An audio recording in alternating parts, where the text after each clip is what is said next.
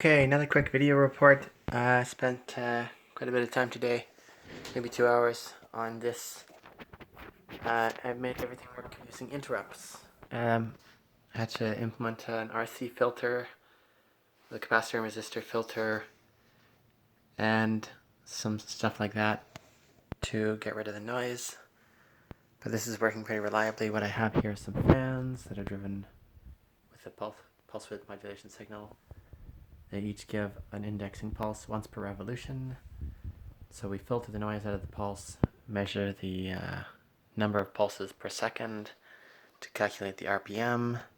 This graph is showing the RPM right now. It's like, so the blue graph is the primary motor and the orange graph is the secondary motor. And what I have here is two potentiometers, a red one and a blue one. This controls the difference between the two motors' speeds, or at least their power levels, which when we put this together with the motor drivers that the centrifuge is using, will control their speeds quantitatively rather than just the torque level. Right now, it's just torque level.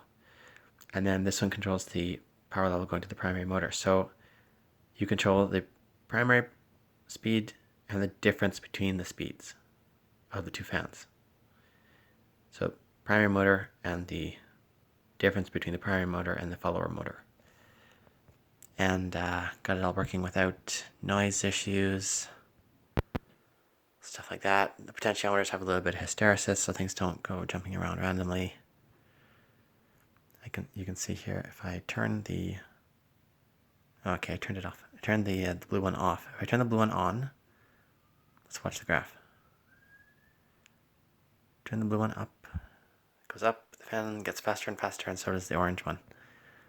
They both get faster and faster. Okay? Now if I turn them up to the very maximum, that's that.